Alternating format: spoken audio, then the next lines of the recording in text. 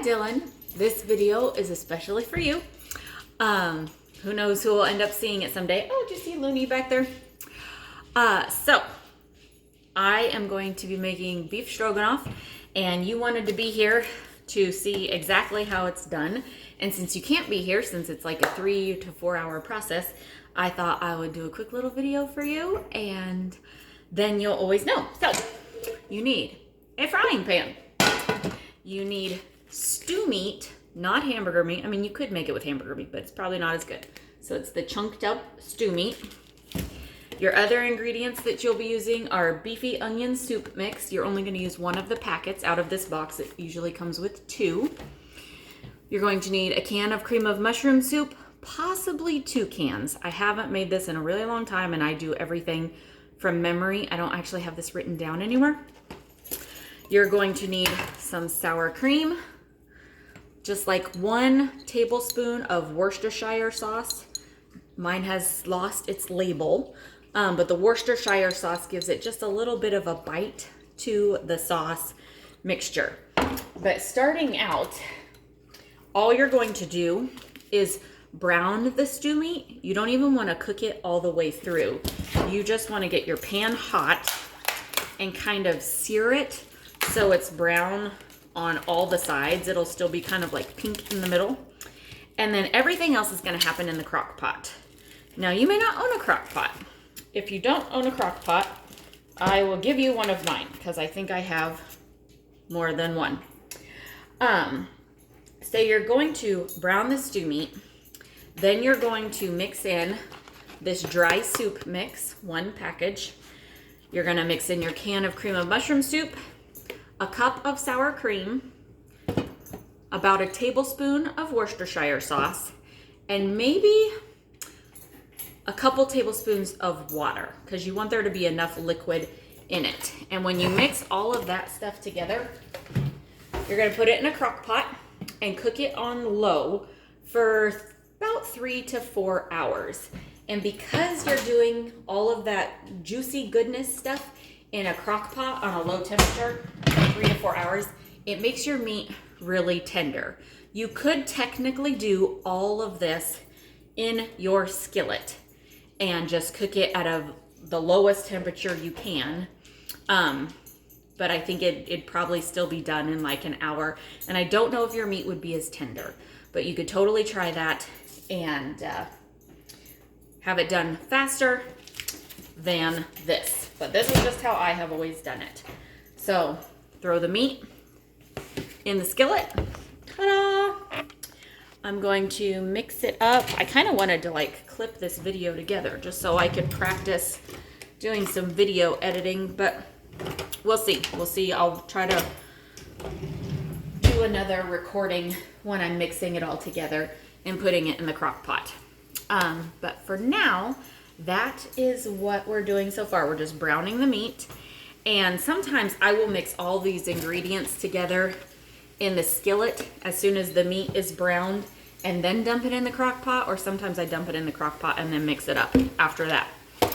And right before you serve it, you know, you're going to boil some pasta. You like protein pasta.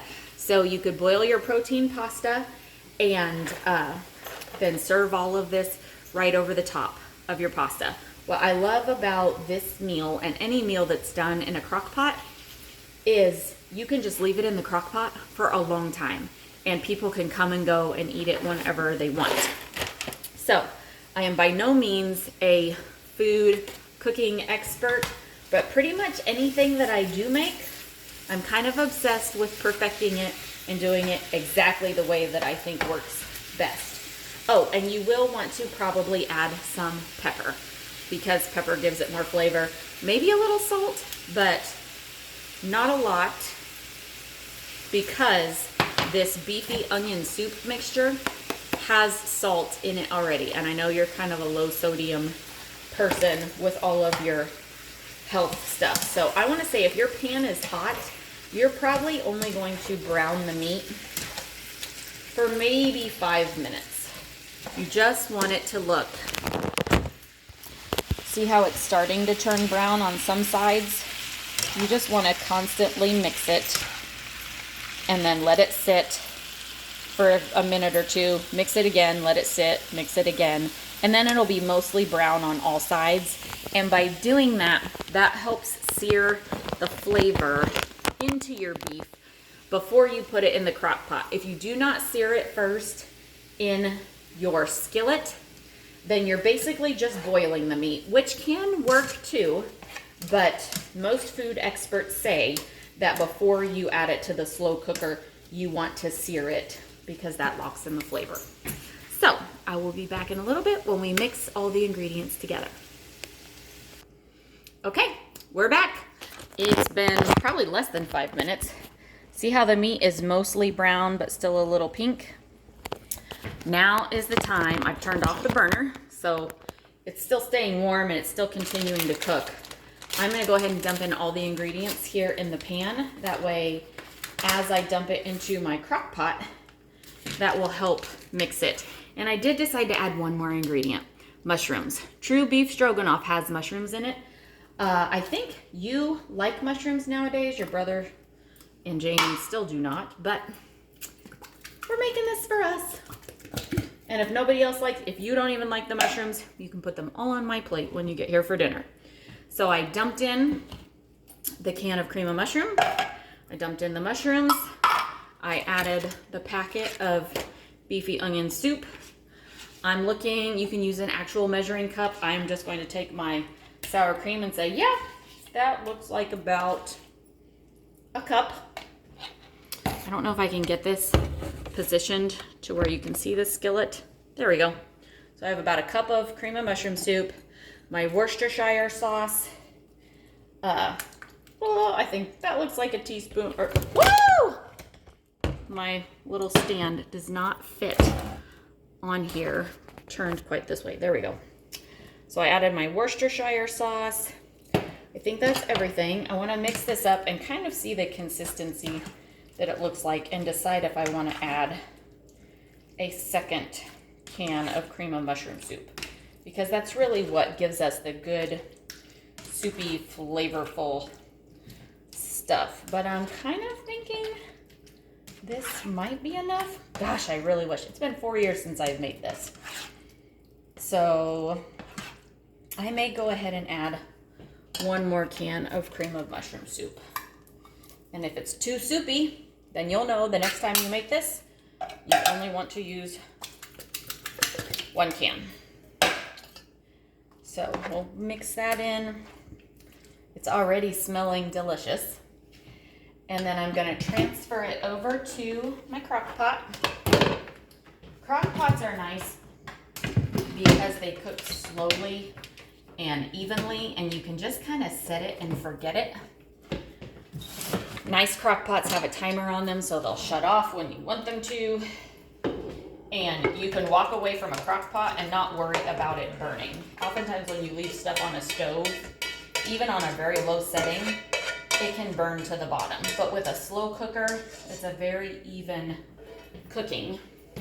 Move that over there. Whoops, my mixer. I'm gonna mix it up one more time. Look at it. I don't even think I need to add any extra water to this because there was so much liquid that came off of the beef as it was cooked. I think I can skip that part. So now I'm going to set it on high, or not high, low. It says 8 hours, but I'm not going to let it cook for 8 hours. I am going to let it cook for maybe 3 hours, and then I'll just shut it off. And then all we have to do is boil the pasta, serve this on top, and it will be fabulous. And hopefully this video helps you when you go to make it yourself for the first time. You're probably thinking your mom is such a nerd for even doing this video, but I do them for all the people on my team for jewelry things and other tips. So why not do it for my son, who I love more than anyone. Love you, Dylan. Talk to you later. Bye.